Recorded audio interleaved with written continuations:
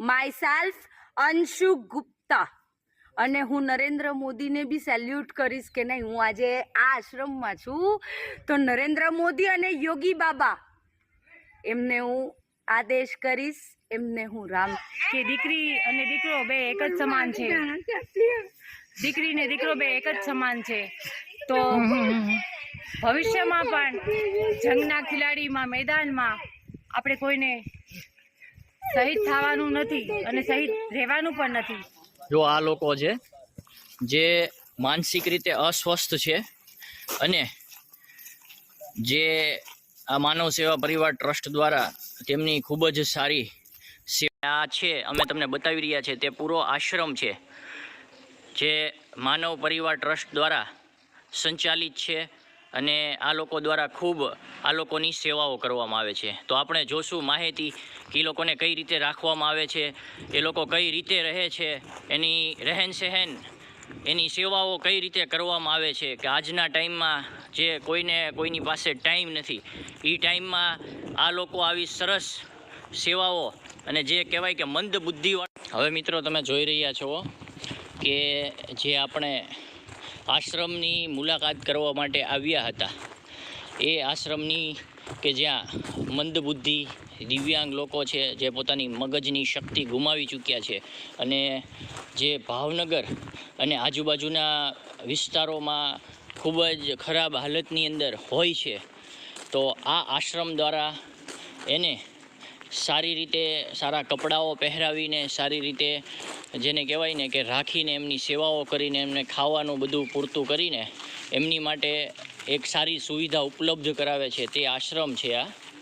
તો અમે આશ્રમના તમને દ્રશ્યો બતાવી રહ્યા છીએ. તમે જુઓ કે પુષ્કળ પ્રમાણમાં જે કહેવાય કે મંદબુદ્ધિ, જે પોતાના મગજની સ્થિરતા ગુમાવી ચૂક્યા છે તેવા લોકોને માટે એક અદ્ભુત સેવાઓ કરી રહ્યા છે આ લોકો, જે આશ્રમ છે તેના દ્વારા.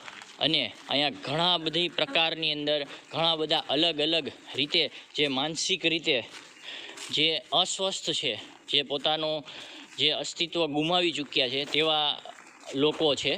અમે આગળ તમને એની સંખ્યા કેટલી છે, શું છે, કઈ રીતે રહે છે, એનો જે ટાઈમ ટેબલ છે જમવાનો અને એ બધો એ પણ અમે તમને બતાવીશું. તો કન્ટિન્યુ આ વિડીયોમાં બન્યા રહેજો.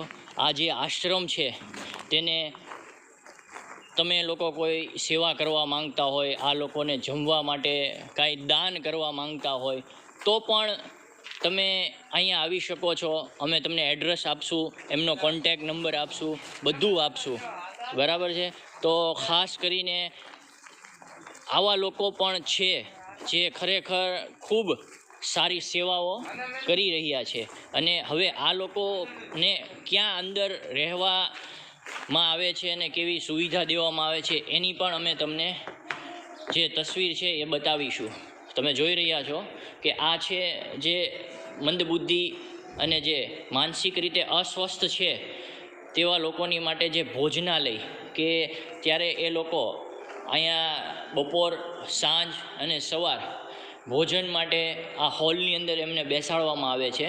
અને પછી જ્યારે વધારે કોઈનો મગજ અસ્થિર છે, વધારે પડતા જેને કહેવાય કે મંદબુદ્ધિ છે, તેમને આ એક જાળી છે તો કંઈક સારા જેને કહેવાય કે સુધારો આવે પોતાના જીવનમાં, એવો આ લોકો પ્રયાસ કરી રહ્યા છે. તો ખાસ કરીને મિત્રો આ રસોડું છે જે આ તમામ લોકોને જે જમવાનું પૂરું પાડવામાં આવે છે સવાર, સાંજ અને બપોરે, તેની માટે તેમણે કોલ્ડ સ્ટોરેજ પણ બનાવેલું છે કે જેથી કરીને અહીંથી જે કિલોમીટરનું અંતર વધારે હોય છે તો તમામ વસ્તુઓ અહીંયા કોલ્ડ સ્ટોરેજની અંદર, શાકભાજીઓ છે એ બધું સારું બગડે નહીં એ માટે રહે, તે માટે કોલ્ડ સ્ટોરેજની પણ વ્યવસ્થા કરવામાં આવી છે જેથી કરીને આ લોકોને સારું જમવાનું પણ મળી રહે. તો આ જે સંસ્થા છે તેના દ્વારા આ કાર્ય કરવામાં આવી રહ્યું છે.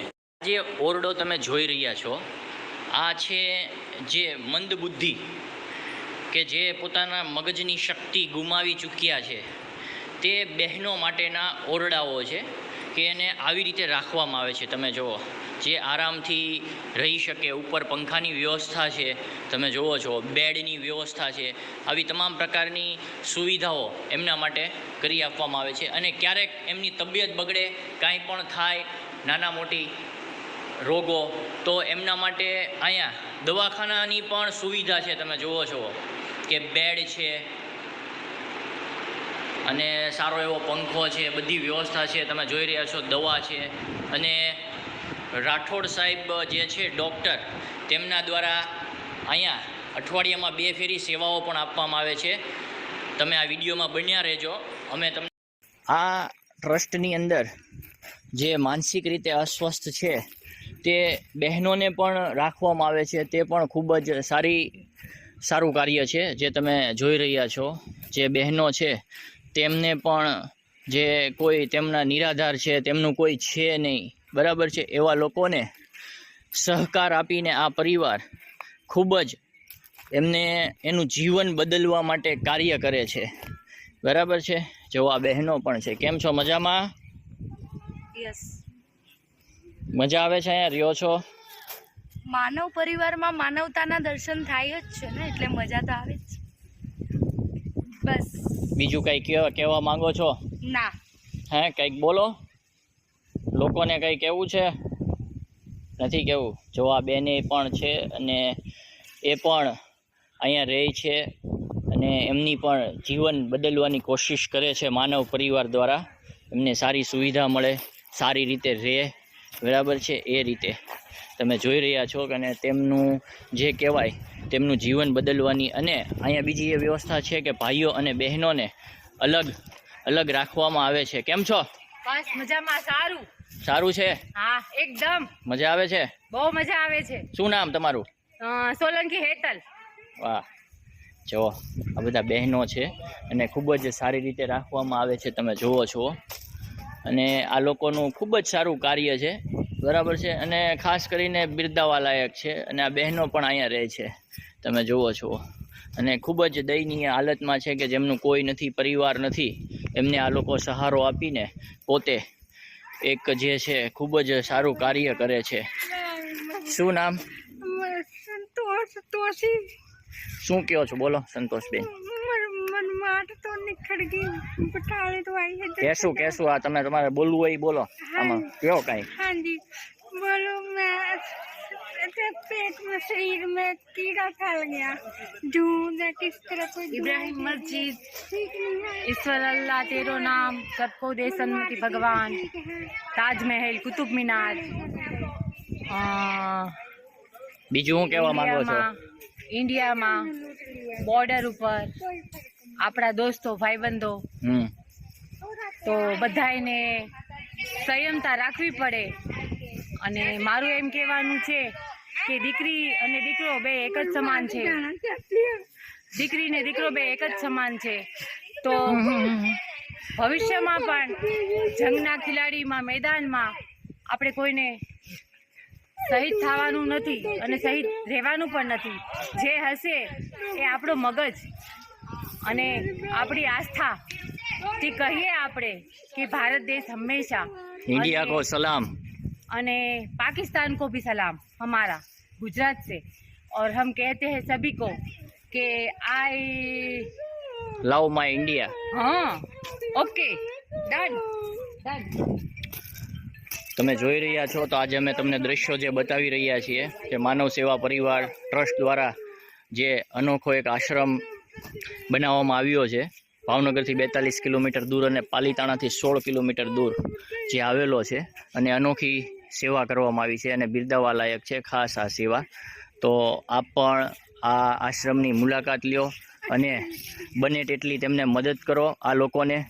અને આ લોકોનું જે જીવન જે છે એ બદલવામાં આ લોકો જે મદદ કરી